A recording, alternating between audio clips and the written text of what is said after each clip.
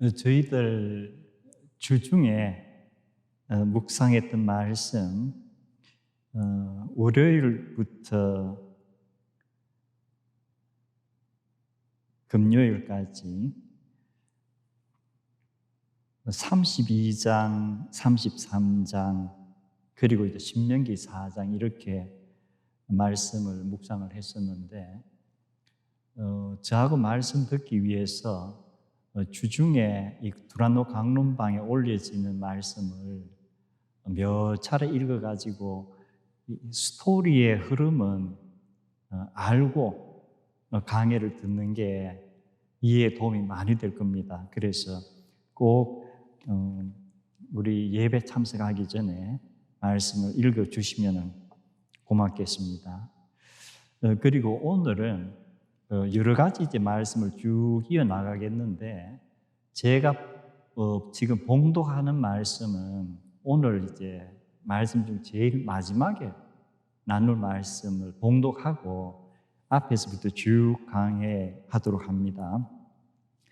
모세가 항상 장막을 취하여 진 밖에 서서 진과 멀리 떠나게 하고 회막이라 이름하니, 여호와를 앙모하는 자는 다 진 바깥 회막으로 나아가며, 모세가 회막으로 나아갈 때에는 백성이 다 일어나 자기 장막문에 서서 모세가 회막에 들어가기까지 바라보며, 모세가 회막에 들어갈 때에는 구름 기둥이 내려 회막문에 서며 여호와께서 모세와 말씀하시니, 모든 백성이 회막문에 구름 기둥이 서 있는 것을 보고 다 일어나 각기 장막문에 서서 예배하며, 여호와께서는 사람이 자기의 친구와 이야기함과 같이 모세와 대면하여 말씀하시며, 모세는 진으로 돌아오나 눈의 아들 수종자 여호수아는 회막을 떠나지 아니하니라. 지금 4주째 금송아지와 관련된 전후의 사건, 광야 생활 중에서 가장 중요한 변곡점의 사건이어서 좀 세밀하게 우리가 보고 있습니다. 지난주에 이제 금송아지 사건에서 모세가 내려와서 특단의 조처를 취했던 것이 뭐예요? 금송아지를 끌어내려서 불에 태우고 그것을 아주 가루처럼 쏘아서 그 다음에 시내산에서 흘러내리는 시냇물에 그것을 뿌리고 백성들에게 마시게 했었다.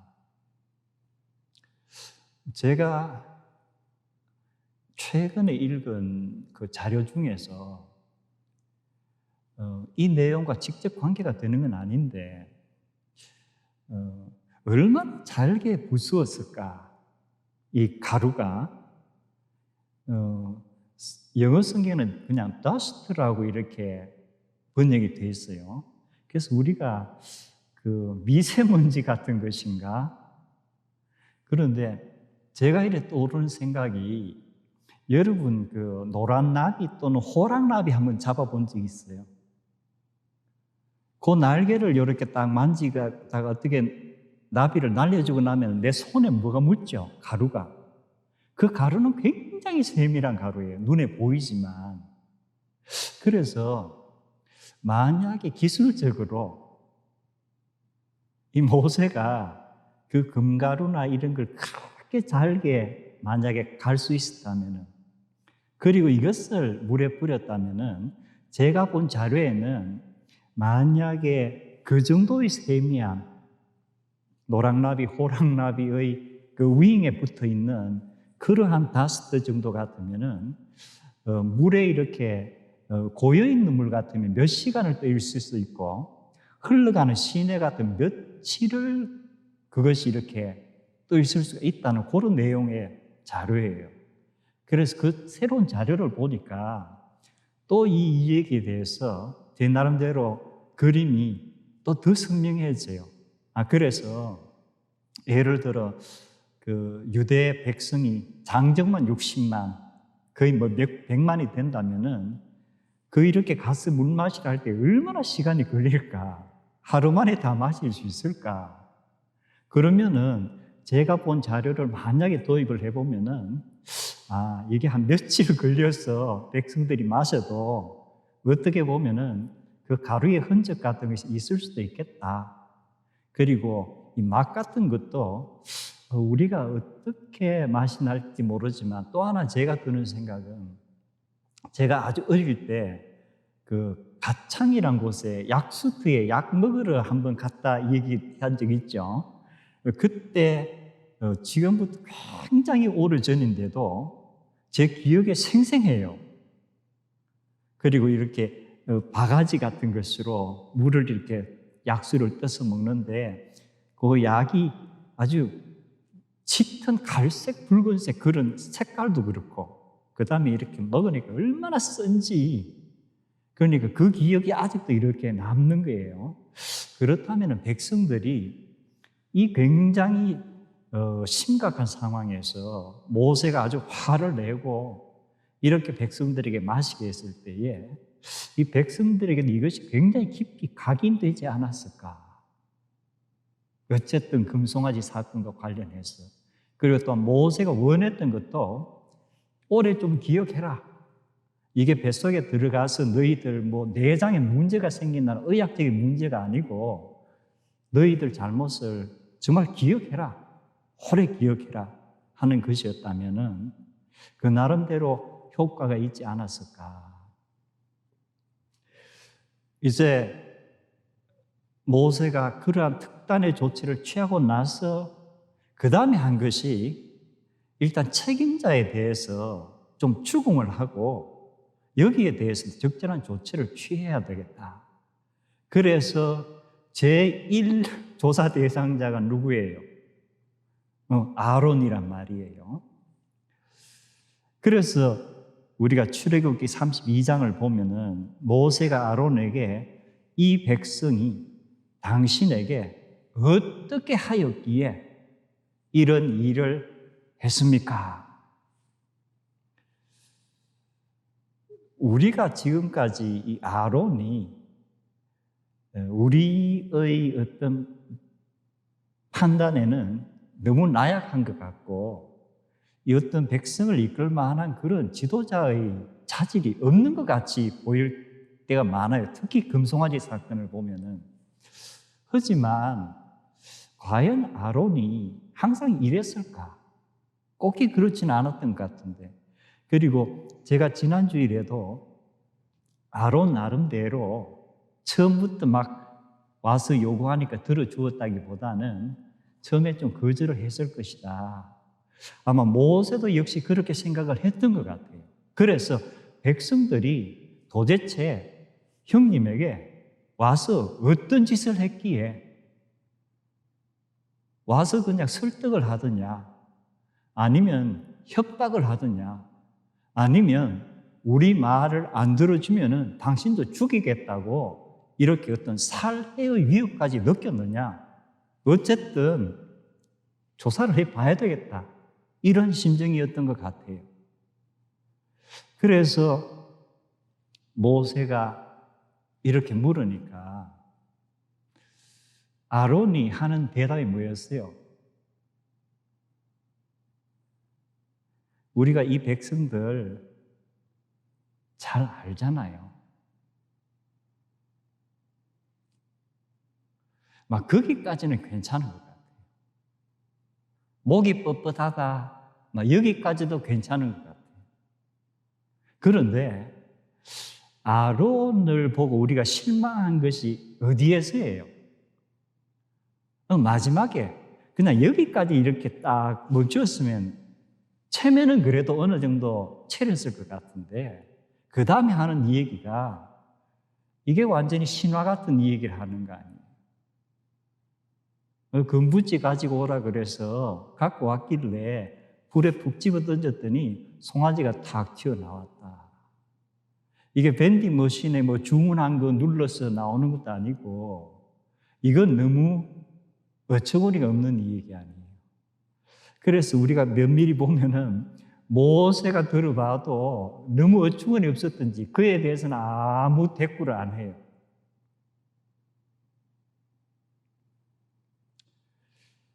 이제 오늘은 우리가 이 사건이라든가 이 말 한마디를 가지고 성경에서 다른 것들하고 좀 이렇게 연상을 해보려고 그래요. 이 아론이 우리가 보기에 자기 책임을 이렇게 회피하는데 너무나도 좀 웃기는 거예요. 그런데 책임 전가 또는 책임 회피, 이것은 창세기부터 나오는 거 아니에요. 첫 번째 에덴 동산에서 사건이 일어났죠. 하나님께서 절대 따먹지 마라 하는 그 선악과를 따먹었단 말이에요. 그래서 아담에게 하나님께서 절대 따먹지 마라 말씀을 먼저 하셨기 때문에 하나님께서 아담에게 너가 그거 먹었느냐? 그때 아담이 뭐라고 대꾸를 하죠? 그냥 먹었습니다 하면 좋았을 텐데 하나님이 내가 부탁도 안 했는데 돕는 배필이라고 만들어준 저 여자가 나에게 그것을 주기 때문에 내가 먹었습니다.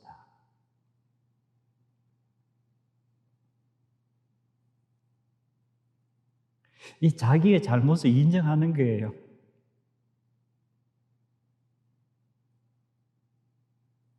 아담부터 인류의 최초의 조상이란 아담부터 그리고 창세기 4장에 가면은 역시 가인과 아벨의 얘기가 나오죠.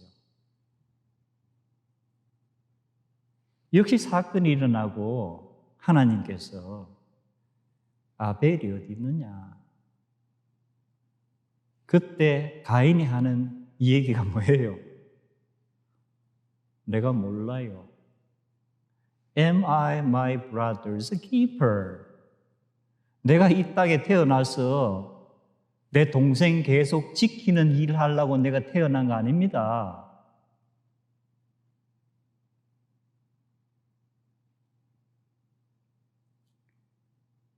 마치 아론이 내가 이스라엘 백성 항상 지키려고 한 거 아니다. 모세 당신이 산에 올라가지 않았으면 이런 일도 없었을 건데 이 뭔가 성경에서 나타나는 사람들의 어떤 일이 생겼을 때 그 반응이 너무나도 유사한 점들이 많은 거예요. 그리고 우리가 아브라함의 어떤 이야기도 쭉 보면은 아브라함이 그랄이라는 곳에 가서 자기의 아내 사라를 누이 동생이라고 얘기를 하죠. 그래서 이제 그랄 왕이 자기의 후처로 택하려 했는지 어쨌든 궁으로 데려갔단 말이에요. 그리고 밤에 꿈에 하나님께서 나타나셔서 이제 그랄 왕에게 사실을 이 얘기를 해주고 그 다음날 아침에 아비멜렉이 그 궁의 모든 사람 불러가지고 큰일 났다. 우리가 잘못하면은 우리 나라가 지금 아주 망하게 됐다. 그러면서 나중에 아브라함을 불러서 아비멜렉이 뭐라고 묻죠?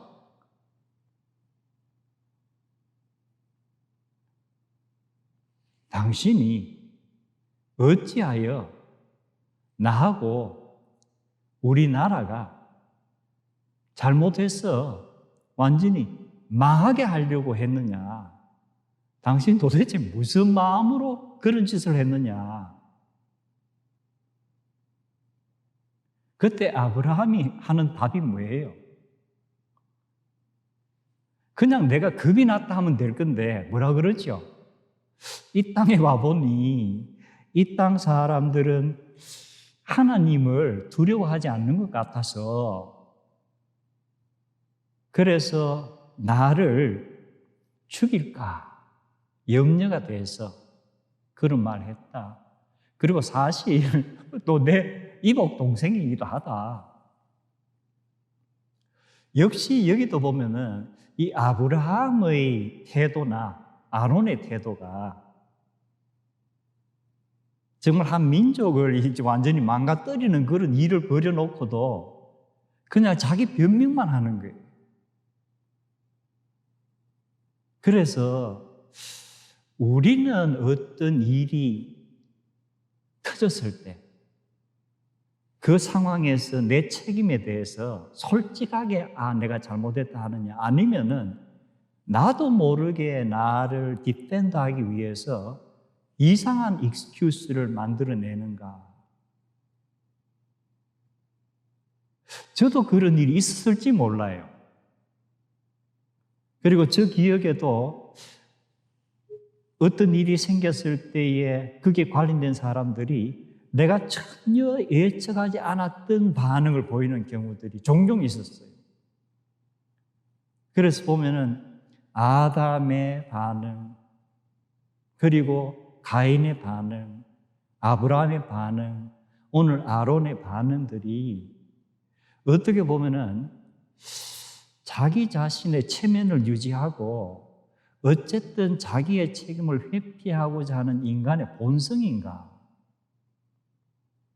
이것은 신앙인이든 비신앙인이든 이 본성은 제대로 사라지지 않는가? 이거 우리가 한번 생각해 봐야 되겠다.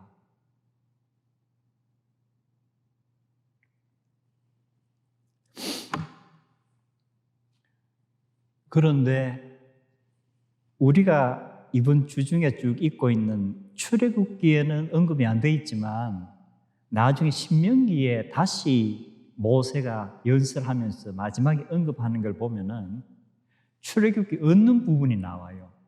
그 부분이 뭐냐면은 하나님께서 아론에게 대해서도 대단히 진노하셔가지고 아론을 멸하시려 하는데 내가 간곡히 아론을 위해서 기도했다 이렇게 나와 있어요. 그럼 아론은 아무리 자기가 이상한 익스큐스로 발뺌을 하려고 그래도 이미 하나님께서 아론의 책임을 물으시는 거예요.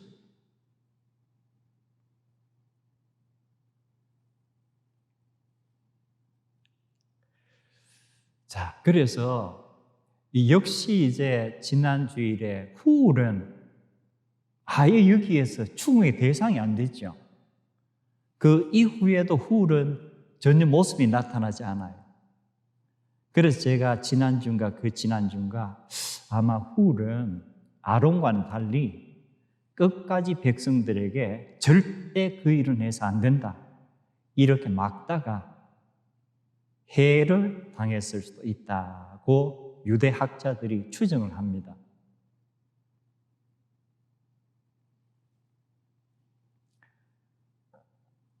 자, 이제 아론에 대해서 모세가 일종의 인quiry, 사실에 대해서 한번 추궁을 하고 그 다음에 이제 일단 어떤 판단을 내리고 그 다음에 좀 끔찍한 일이 나타나죠. 그 일이 뭐예요?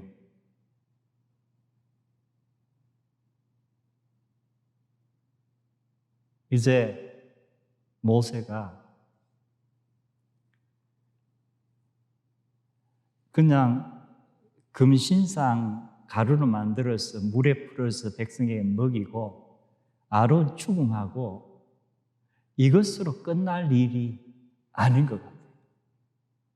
그래서 그 다음에는 우리가 이렇게 성경에서 읽기에 참 쉽지 않은 말씀이 나오죠. 그것이 아마 그 이스라엘 백성들이 광야에 어떤 형태로 진영을 꾸리고 있었는지 모르지만 아마 거기에 들어가는 데는 또 여러 가지 입구도 있을 거 아니에요. 일단 한 진 앞에 모세가 서서 이제 여호와의 편에 서는 자는 이리로 오너라. 그래서 지금 여기에서 금송아지 사건은 결국은 다수의 백성들이 여호와의 편에 서지 않은 거 아니에요. 여호와 대신에 어떤 신을 섬기겠다. 아니면 어쨌든 뭐 여호와인지 뭔지 간에 우리 눈에 보이는 무엇을 따르겠다. 이래서 기본적으로 여호와의 편에서 멀어졌으니까 이에 대한 처단을 해야 되는데 이제 모세가 여호와의 편에 설 자는 이리로 오너라. 그때 누가 왔다 그랬죠? 레위 자손들이 왔다. 우리가 성경에 보면은 다 왔다 그러는데 우리 성경을 읽을 때 그 다라 표현이 정확하게 이때 레위 자손 수가 얼마나 됐느냐도 우리가 알 수 없지만 한 사람도 빼지 않고 왔을까? 그러면 레위 자손은 아무도 금송아지 사건에 관련되지 않았을까? 첫째는 아론도 레위 자손. 그 나중에 보면은 레위 자손 중에서도 분명히 금송아지 사건에 관련되어서 뛰놓은 사람들이 있단 말이에요. 나중에 읽어보면은 형제 이웃을 다 이렇게 처벌했는데 거기 들어가는 거 보면은.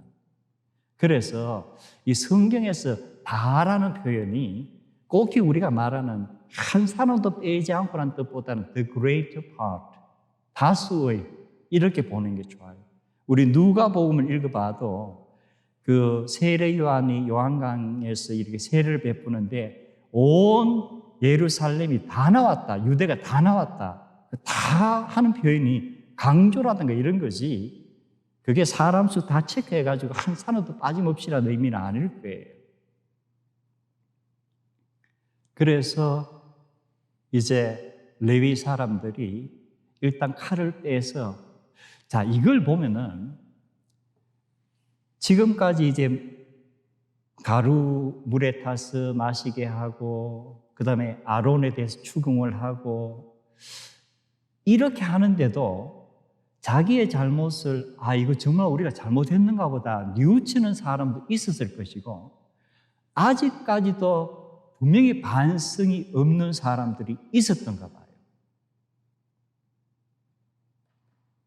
그래서 여기 3,000명이라는 이제 사망자가 나오는데 아마도 이 사람들은 끝까지 금송아지 사건에 대해서 우리가 뭐 잘못한 게 있어? 아마도 끝까지 버티었던 사람들인 것 같아요. 그래서 3,000명이라는 그러한 사람이 죽는 사건이 발생을 합니다.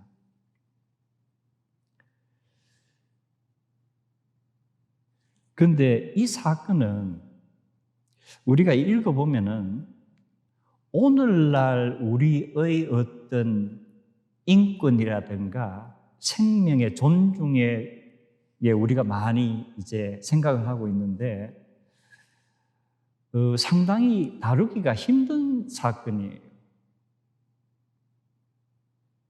금송아지 사건 있어가지고 그렇게 막 가루를 만들어 물 마시게 하고 이제 지도자에 대해서 추궁하면 됐지. 왜 거기다 또 3,000명까지 죽이느냐. 상당히 어려운 부분이에요. 이제 미국 같은 경우는 이제 주에 따라서 완전히 사형제도를 폐지한 주도 많잖아요. 인디애나는 아직도 사형을 집행을 하고 있는 주예요. 그래서 여기서 한 1시간 정도 떨어진 테라호티라는 곳에 그 미국의 그 페니텐셔리 연방 그 형무소가 있는데 여기서는 이제 사형 집행을 계속 하고 있어요. 그리고 한 얼마 전에 한 몇 주 안 됐는데 여기에서 이제 어떤 사건에 관련된 사람들이 이제 사형 집행을 받게 돼가지고 이들이 뭐 어떤 그 조건을 내걸어가지고 형 집행을 연기를 하자 뭐 이랬는데 대부분에서 다시금 이것은 연기 사유가 안 된다 이래가지고 이제 일주일에 걸쳐 3명이 사형을 이제 당하고 아마 얼마 있다 또 어떤 형 집행이 있는 것 같아요. 그래서 요즘에는 이제 이런 흉악한 범죄를 저지르는 사람들의 인권까지도 생각해서 한번 이렇게 형 집행이 이루어지는 데는 거의 한 10몇 년씩 걸려요. 그래서 이러한 어떤 인권에 관계되는 현대에 우리가 살고 있으면서 이 3000여 년 전에 이 사건을 보면은 우리가 참 이해하기가 어려워요. 하나님께서 너무 끔찍하시다, 너무 무섭다. 그래서 성경학자들은 성경에 이런 얘기들을 hard sayings 해가지고 오늘날 우리가 받아들이기에는 너무 힘든 이야기들 이래 묶어놓은 것들이 있어요. 이게 이제 그에 들어가는 거예요. 아마 우리 성도님들도 성경 읽으면서 이런 부분은 좀 너무 좀 힘들다 받아들이기가.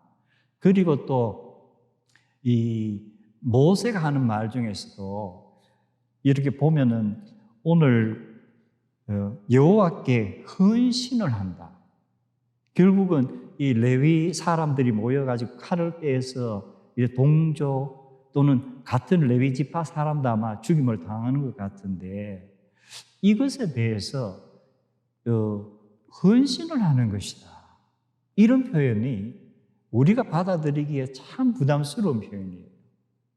영어로 이제 consecrate yourself 해가지고 자기를 하나님께 온전히 바치는 것 이런 의미고, 근데 이게 축복이라는 얘기가 나오는데 결과적으로 이 모세의 이 성경에서의 말을 우리가 지금 해석을 하자면은 하나님께서 갑자기 화가 나셔서 형 집행을 명령하신 것은 분명히 아니에요. 아까도 제가 얘기했지만 미국의 연방 대법원에서 이 사형 집행에 대해서 더 이상 지연시킬 그런 이유가 없다 해서 형 집행을 하라고 지금 21세기에도 이런 명령을 내리잖아요. 그것은 결국은 이런 일을 하면은 이런 형을 받게 된다는 법이 있기 때문에 그런 거 아니에요.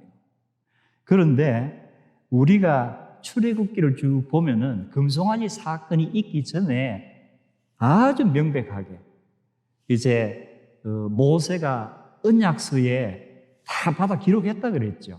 그리고 언약서를 백성들에게 또 낭독도 하고 그 다음에 낭독한 후에 거기 제단을 쌓고 동물을 또 피를 뿌리고 백성에게도 뿌리면서 결국은 이 언약을 우리가 어길 때는 이런 동물을 죽이는 것처럼 너희들도 어떤 피를 흘려야 되는 것이 있다는 것을 분명히 보여준 거예요.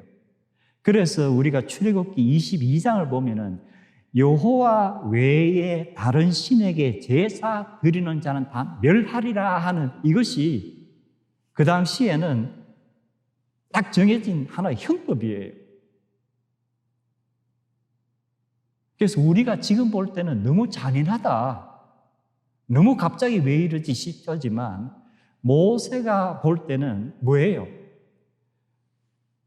당연히 하나님께서 이 법을 만들어 주셨고 백성들도 이 법에 다 우리가 동의를 했고, 그러면 지금 모세가 최고 지도를 해야 될 일은 뭐예요? 형 집행을 엄중하게 해야 되는 거예요.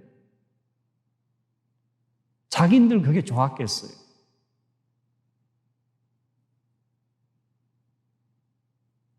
우리가 법을 정하면은 그것을 이 핑계로 안 하고 저 핑계로 안 하면 그 법에 아무 소용이 없잖아요. 법의 효력 자체가 없어지고. 그래서 이 사건은 우리에게는 받아들이기 힘든 hard sayings지만은 그 당시의 모든 정황으로 봐서는 이것이 하나님의 일시적인 분노로 우리가 흔히 arbitrary 하는 그런 식으로 그저 순간적으로 뭘 하라 이런 건 결코 아닌 거예요.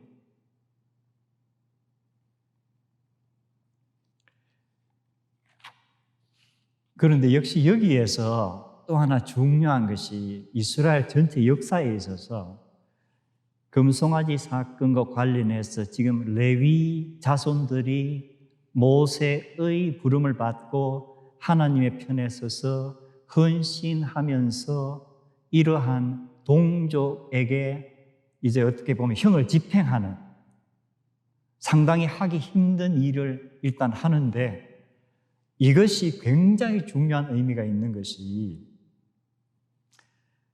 우리가 한 1년 반 전인가 제가 말씀을 나눈 적이 있는데, 창세기에 보면은 야곱이 죽기 직전에 자기 12아들에 대해서 예언 겸 축복하는 내용이 나오죠. 그리고 모세가 또 신명기에 보면은 이제 이 땅을 떠나기 전에 역시 12지파에 대해서 예언하고 축복하는 내용이 나오죠. 그런데 그 내용이 좀 다른 부분이 있다고 그랬죠. 그래서 창세기에서 야곱이 레위 지파에 대해서 예언 축복할 때는 사실 그 축복이 아니고 일종의 저주예요. 그리고 그때 야곱은 레위를 따로 구분한 게 아니고 시몬과 레위 이래가 묶었어요. 그렇다면은 시몬과 레위가 어떤 일이 있었던 거예요? 그 앞에 자기 여동생과 관련된 사건이 있고 아버지가 원치 않았던 그런 살육을 한 거예요. 그래서 야곱이 마지막에 이 땅을 떠나기 전에 12아들에 대해서 하나하나 예언을 하는데, 시몬과 레위는 그때 아버지가 원치 않았던, 어떻게 보면 이제 하나의 어떤 약속을 맺은 건데 그 약속을 깨뜨리고 사람들을 막 죽이는 거예요. 그래서 그에 대해서 그들의 칼은 폭력의 도구다. 그들의 모의에 절대 상관하지 마라. 그들의 집회에 참여하지 마라. 그들은 분노로 사람을 죽였다. 그래서 그것 때문에 저주를 받을 것이다. 이렇게 예언을 하는 거예요. 그런데 오늘 우리가 보았던 이 금송아지 사건에서 모세도 레위 지파고 그 다음에 레위 역시 지파 사람들이 이 형 집행을 했는데, 이들이 그들의 일시적인 분노로 이렇게 한 거예요. 그들의 칼이 폭력의 도구예요. 그리고 그들이 어떤 죽이려고 모의를 꾸미고 이렇게 해서 한 거예요. 그리고 그들이 하는 행위가 하나님께 저주받을 행위예요. 이게 전혀 다른 거예요. 그래서 이 사건으로 인해서 시몬과 레위가 야곱에 의해서는 수백 년 전에 이 두 그 후손들이 저주받을 것 같는데, 이 금송아지 사건으로 인해서 결국 레위 자손들은 그들의 지파 자체의 어떤 운명이 바뀌는 거예요. 그래서 하나님께 헌신한 지파가 되는 거예요. 그러면서 모세가 나중에 예언하고 축복할 때 뭐라고 하는 거예요? 레위에 대하여는 일렀을 주의 툼빔과 우림이 주의 경건한 자에게 있도다. 이 툼빔하고 우림하는 것은 나중에 제사장들이 옷에 이렇게 뭐 가는 돌 같은 건데, 확실하게 어떤 건지는 아직도 신학자들이 알지를 못해요. 그러나 분명히 이것이 하나님의 뜻을 아는 데 사용되는 도구다 하는 것만 결론이 있어요. 이것을 가지고 하나님께, 하나님 이런 사건에서 어떻게 해야 됩니까? 하면 하나님께서 알려주시는 거. 그렇다면은 지금 모세의 예언에서는 이 레위 지파는 뭐예요? 하나님의 뜻을 알고 분별해서 백성에게 전하는 그런 일을 하는 지파가 되는 거예요. 그리고 주의 율법을 이스라엘 백성에게 가르치는 지파가 되는 거예요. 그리고 온전한 번제를 주의 제단에 올리고, 여호와께서 이 레위 지파가 손으로 하는 일을 받아들이는 그러한 제사장의 지파가 되는 거예요. 이것이 금송아지 사건에서 이들이 여호와의 편에 선 그 이유예요. 그래서 하나의 사건을 보면 우리가 아까는 아론의 어떤 그 변명에 대해서 또 아담부터 한번 쭉 본보기를 보았고, 지금 여기에서는 한 지파의 운명이 완전히 수백 년에 걸쳐서 바뀌어지는 이러한 일들. 그래서 우리가 강해를 하면서 지금 우리가 앞에 보고 있는 이 사건에 대한 이해도 중요하지만 성경 전체 흐름에서 전후를 한번 살펴보는 것은 굉장히 중요해요. 이렇게 일단 모세가 자기가 지도자로서 할 수 있는 이제 어느 정도의 뭐라 그럴까? 사후 처리라 그럴까? 금송아지 사건의 사후 처리를 몇 단계에 걸쳐서 이제 마친 거예요. 그리고 나서 그 다음 날 모세가 백성들에게 뭐라고 얘기하지요? 너희가 큰 죄를 범했다. 그래서 내가 이제 여호와께 올라가서 너희를 위해서 간절히 용서해 달라고 부탁을 하러 올라간다. 그래서 모세가 이제 올라갔죠. 시내 산 꼭대기까지 갔는지 어디까지 갔는지 지금 여기서는 밝혀져 있지 않아요. 어쨌든 올라간다는 얘기만 했어요. 그리고 나서 이제 모세가 이제 하나님께 기도를 하는데, 이 기도의 내용을 쭉 읽어보면서 우리가 이렇게 감동적인 부분이, 이제 그들의 죄를 용서하여 주시옵소서. 그렇지 아니하시오면 원하건대 주께서 기록하신 책에서 내 이름을 지워버려 주옵소서.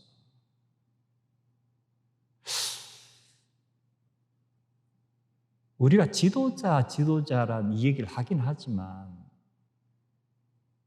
정말 백성과 운명을 같이 하겠다는 지도자가 얼마나 됐을까? 물론 지도자가 중요하지만 지금 이제 미국 같은 경우도 핵전쟁이 터지면은 그 이렇게 밑에 어떤 핵폭탄도 뚫고 들어갈 수 없다는 그 지하 방공호에 대통령부터 이렇게 다 피하게 돼 있죠. 국민들은 그냥 다 죽어도 대통령하고 지도자들 피하는 거예요.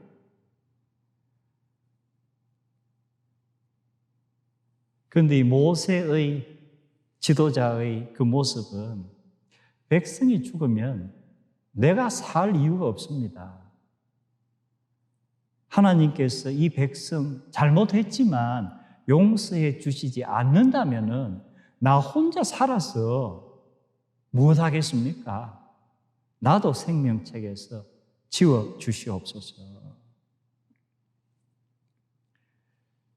우리가 신약에 오면은 바울 사도가 이런 기도를 하는 부분이 나와요. 내 동족 이스라엘, 아직 그들이 예수 그리스도를 누구인지 믿지를 못하는데 그들을 위해서 간절히 기도하면서 어떤 표현까지 쓰느냐 하면은 내 형제, 내 동족을 위해서라면 비록 내가 그리스도로부터 끊어지는 저주를 받는다 하더라도 나는 그것을 택하겠습니다. 할 정도로 이스라엘 형제, 동족의 구원을 위해서 자기의 그 안타까움을 표현하는 거예요.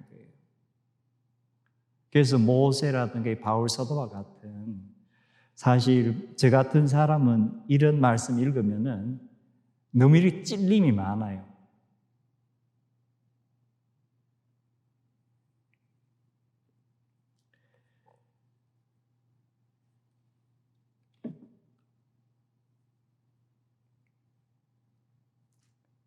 그런데 하나님께서 내가 글을 내리는 것은 너가 원한다고 내가 생명책에서 그냥 지우고 너 원대로 하는 게 아니고 생명책에서 지워지느냐 지워지지 않느냐, 벌을 받느냐 벌을 받지 않느냐는 무엇에 달려 있다? 각 개인의 하는 행위에 달려 있다. 이것이 역시 구약의 중요한 어떤 프린시플이에요. 심는 대로 거둔다, 이러한 표현들이 구약에는 대단히 중요한 거예요. 그래서 우리가 이렇게 보면은 어떤 일에 대해서 내가 회개했을 때에 어떤 용서가 있는 것 같은데 일단 그 일에 의해서 이어지는 컨시퀀스는 우리가 피할 수가 없어요. 그것까지 피할 수 있다 생각하면 이게 큰 오산이에요. 그런데 대부분은 우리가 그렇게 생각하고 있는 것 같아요. 말끔하게 다 씻어주신다고 했다. 분명히 성경에서는 용서하지만 그 행위에 의해서 물리적으로 어떤 일이 쭉 나타나는 책임은 너희가 피할 수가 없다.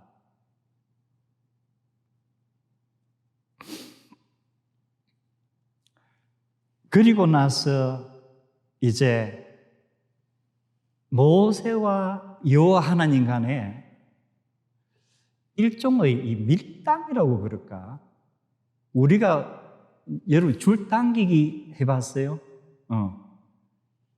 요즘에 이걸 또 이제 남녀 간의 관계라든가 뭐 어떤 관계에서 밀당이라는 그 표현을 쓰는데 이게 일종의 그 텐션 이런 것처럼 성경학자들은 텐션이라는 표현을 써요. 하나님과 여호수아 간에, 여호수아가 아니고 모세 간에 일종의 어떤 이제 거래하는 것처럼. 그래서 하나님께서 뭐라고 그러시죠?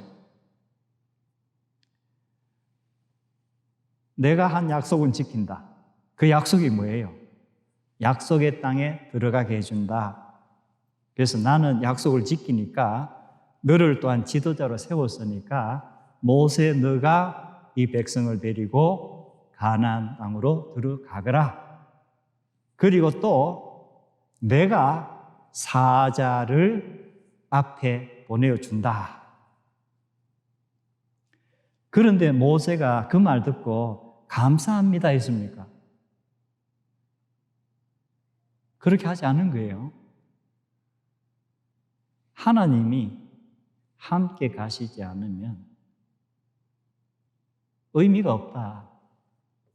이제 여기에서 우리가 그 좀 성경학자들이 관심을 갖는 것이 사자를 보내주겠다 그랬는데 앞에도 어떤 사자 보낸다는 얘기가 나왔어요. 인도하는. 그런데 그럼 앞에 나온 여호와의 사자하고 지금 금송아지 사건 이후에 여호와께서 보내주신 사자가 같은 건가 다른 건가? 왜냐하면 앞에서는 여호와의 사자가 이렇게 인도하는데 그 사자가 마치 하나님과 꼭 같은 것처럼 이렇게 다루어지고 있는 거예요. 여러분, 나 창세기를 보면은 창세기 22장에도 하나님이 나왔다가 하나님의 사자가 나왔다가 이게 하나님과 하나님의 사자가 동일한가 할 정도로 그게 구별이 안 돼요. 그리고 호렙산에서 모세가 처음에 하나님 떨기나무에서도 이 대화가 보면은 하나님의 사자가 이래 나오는데 이 구분이 안 돼요. 그렇다면은 출애굽기 앞에서 23장 이 부분에 이렇게 하나님의 사자할 때는 내 이름이 그에게 있다 이렇게 말씀하세요. 그럼 하나님의 이름이 어떤 사자에게 있다면 그 사자와 하나님은 다를 수가 없는 거예요.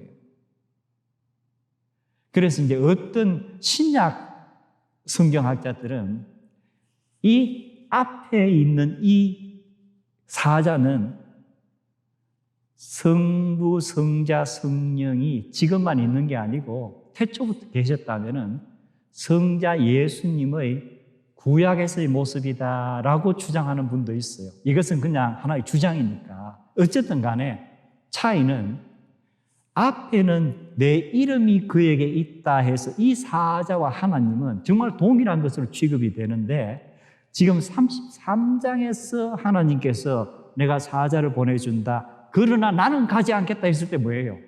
이 사자와 하나님은 동일시되지 않고 딱 구분이 되는 거예요. 이런 차이가 있어요.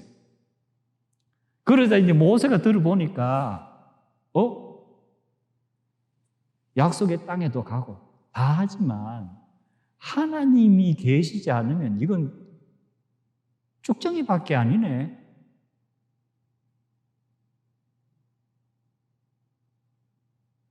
밖에서 보면은 모든 게 다 완벽하게 이루어지는 것 같은데 정작 하나님이 계시지 않는다면 이건 쭉정이잖아. 이제 모세가 이걸 붙들고 늘어지는 거예요. 아니, 알맹이가 있어야지 쭉정이만 있으면 어찌합니까? 여호와 하나님이 우리 가운데 계셔서 같이 가시면 몰라도 그렇게 하시지 않으려거든 아예 우리를 여기서 출발하지 못하게 해주십시오. 그러자 결국은 하나님께서 밀당해서 일단 모세에게 당겨가 주시는 듯한 이러한 어감을 이 출애굽기의 기록은 풍기는 거예요. 그러면서 이제 하나님께서 뭐라고 하시죠? 그래, 너희 백성이 목이 너무 뻣뻣하다.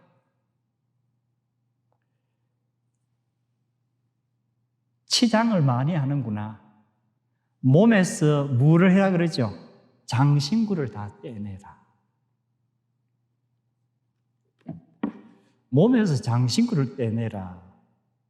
지금 나는 이래 보면은 뭐 이렇게 보석 반지 같은 건 없어요.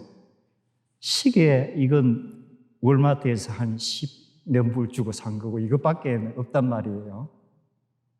이게 장신구인가?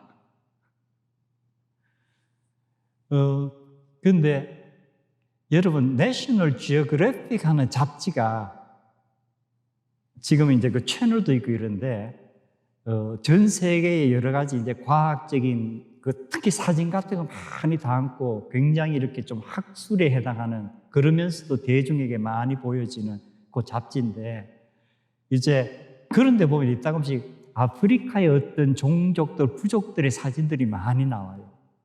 근데 그 보면은 우리가 볼 때는 이 사람들 하여튼 팔에 뭘 둘둘둘둘 감고 발목에도 감고 온갖 데 이렇게 뭘 감고 있죠. 목에도 감고. 이 사람들이 거기에는 어떻게 보면 장신구예요.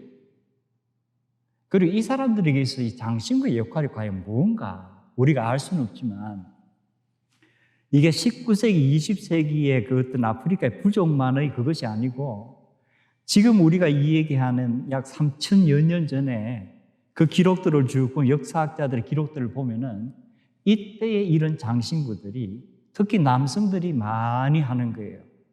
애굽에서도 암렛자 해가지고 팔에 이렇게 팔골이라고 그래요. 팔골이. 그리고 브레이슬렛 해가지고 이제 손목골이. 그리고 앵클렛 해가지고 이 발목걸이. 그러니까 좀 그거 한다는 사람은 뭐 금이든 은이든 뭐든 해가지고 이 고리를 막 둘둘둘둘 감고 다니는 거예요.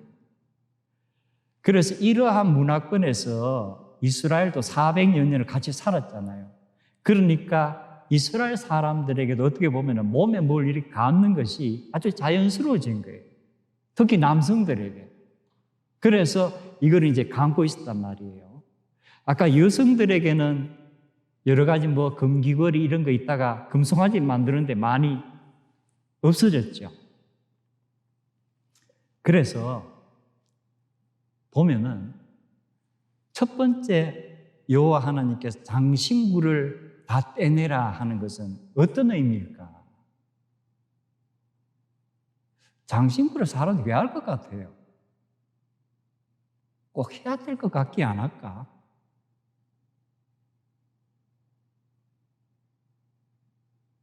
그렇다면 이걸 떼내라 그러면 이것의 의미가 무엇일까? 우리가 이 성경에 보면은 어떤 부모님이 돌아가셨다든가 나라에 어떤 큰 안 좋은 일이 생겼을 때에 왕으로부터 시작해서 신하와 백성들이 다 이제 굵은 베옷을 입고 또 죄를 막 뒤집어 쓰고 이런 것들이 나오죠. 굵은 베옷 입고 죄 뒤집어 쓰는 것하고 몸에 걸치고 있던 이 장신구를 떼내는 게 거의 같은 의미예요. 그래서 부모님이 돌아가셨거나 나라에 큰 일이 생겼을 때는 이 몸에 있는 장신구를 떼내는 거예요. 그럼 지금 하나님께서 모세를 통해서 이스라엘 백성에게 전하는 내용은 지금 너희들이 보통 때가 아니다. 너희들에게는 지금 생명, 그리고 국가의 존폐 위기에 달려있다. 너희들이 이 상황을 알고 정말 굵은 베옷 입고 잿더미를 나중에 뒤집어 쓰지만 너희 여기서는 지금 다 장신구를 떼내라. 그래서 출애굽기 33장 기록을 보면 호렙산에서부터 이스라엘 백성이 장신구를 다 떼내었더라 이렇게 나오죠. 그럼 이 장신구를 떼내가 뭐 했겠어요? 나중에 성소, 성막을 짓는데 거기 예물로 드려지는 거예요. 그래서 오늘 이제 이 남성들이 했던 장신구, 그리고 여성들이 했던 이 금송아지도 됐지만 다 거둔 건 아닐 거예요. 이것들이 다 어디에서 온 거예요? 역시 하나님께서 예언한 대로 이루어진 거예요. 아브라함에게 하나님께서 언약을 맺으시면서 놀라운 예언을 하시잖아요. 창세기 15장에. 아직도 태어나지 않은 족속들에 대해서 너희 후손들이 이방 나라에 가서 400여 년 동안 종살이 하다가 큰 재물을 가지고 나온다. 그리고 조금 더 내려가면은 떠날 때에 어떻게?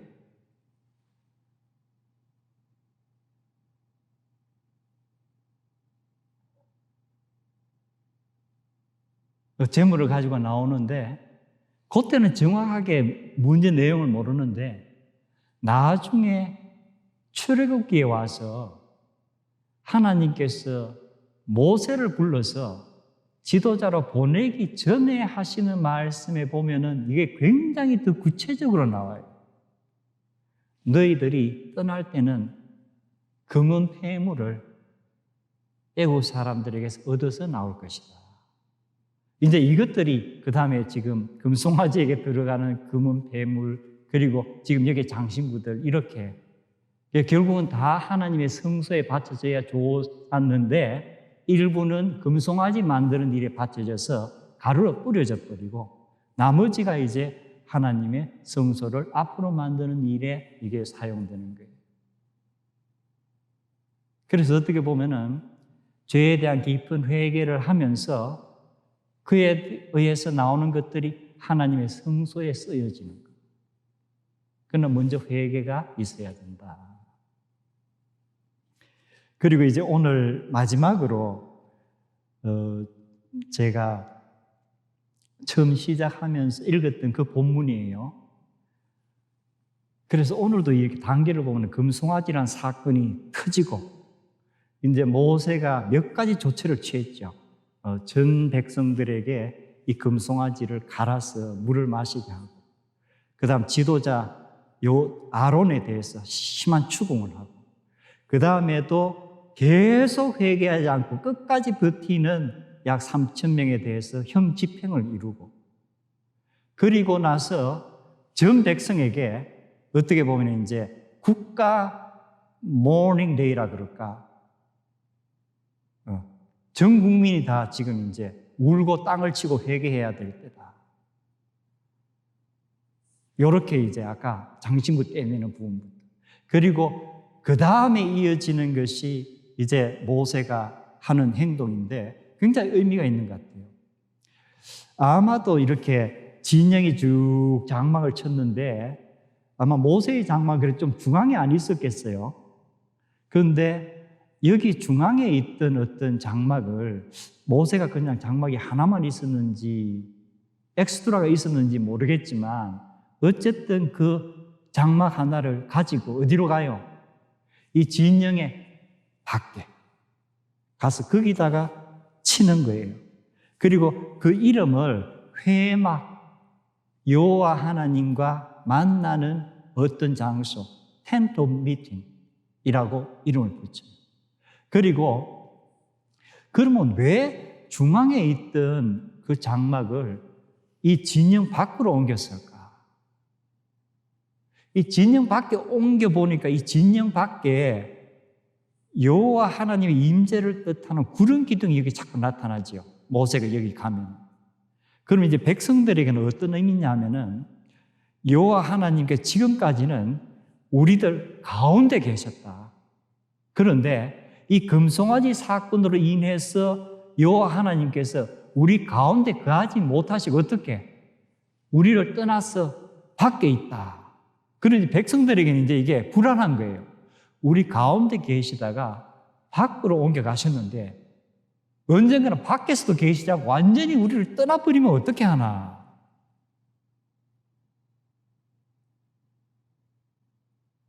그래서 백성들에게 너희들의 지금 처한 상황이 어떤가를 가르쳐 주는 거예요. 단순한 일이 아니다. 여호와 하나님께 우리 가운데 계시다가 지금 떠나시겠다고 한다.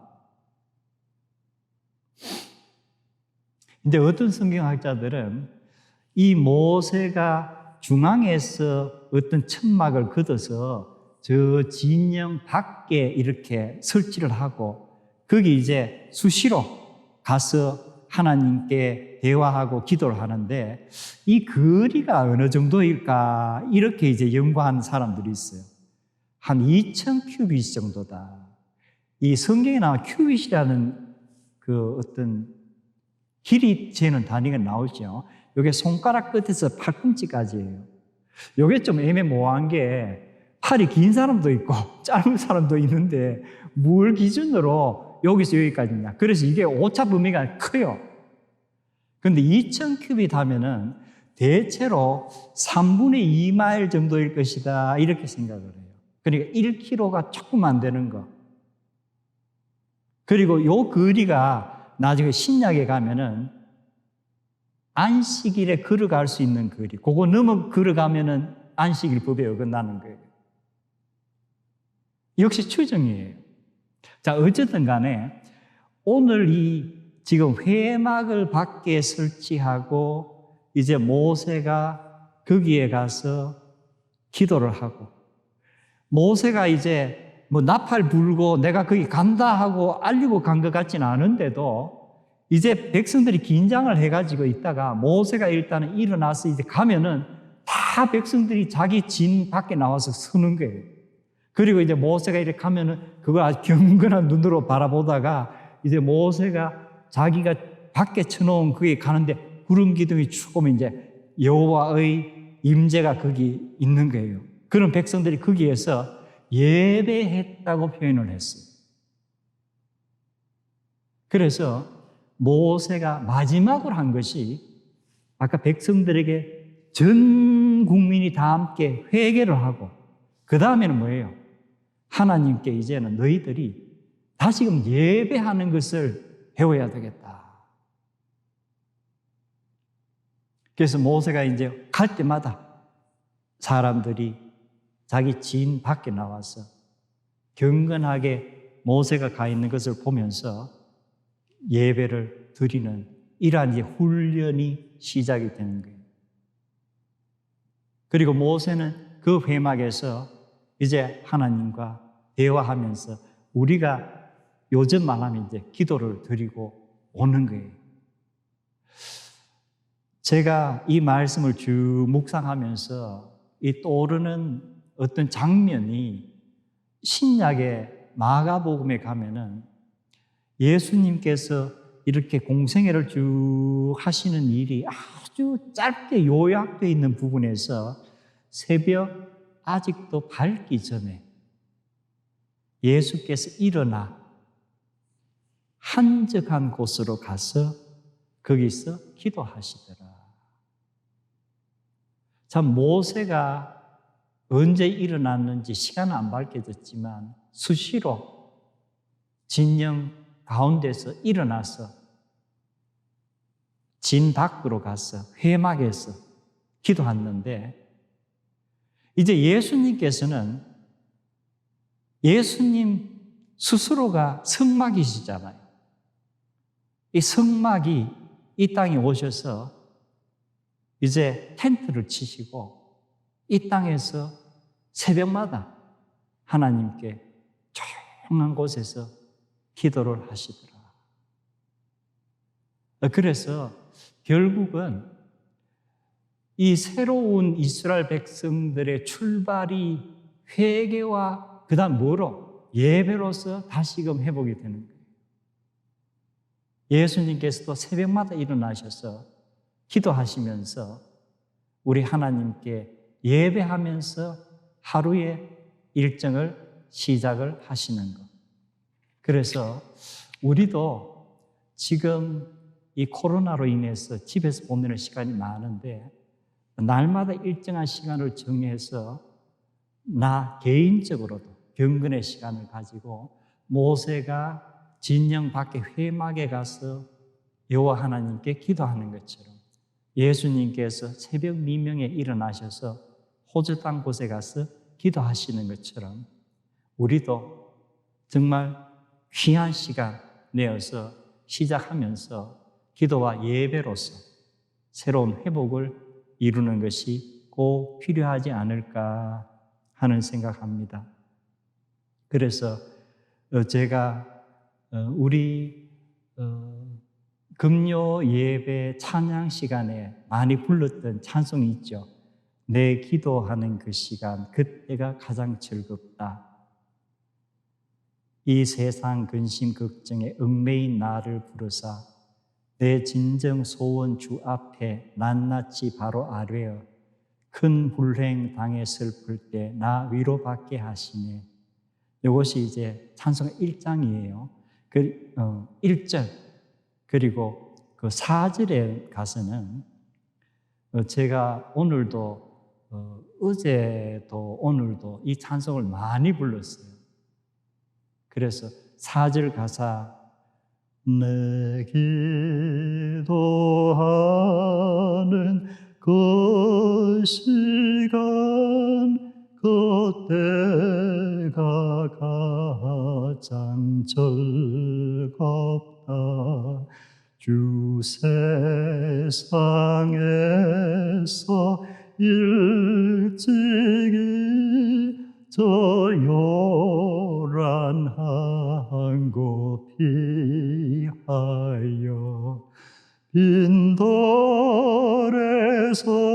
빈돌에서나 산에서 온 밤을 세워 지내사 주 예수 친히 기도로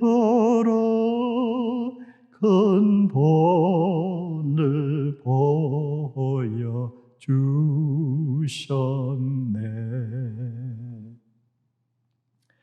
우리 금요일에 묵상했던 신명기 4장 7절 말씀에서 우리 하나님 여호와께서 우리가 그에게 기도할 때마다 우리에게 가까이 오셔서 우리의 기도를 들어주십니다. 우리 한 주 이 말씀 우리의 삶 가운데서 우리가 깊이 느끼고 깨닫는 은혜가 있기를 주님의 이름으로 축원합니다. 우리 오늘 말씀 다시금 마음에 새기면서 잠시 기도하는 시간 가집니다.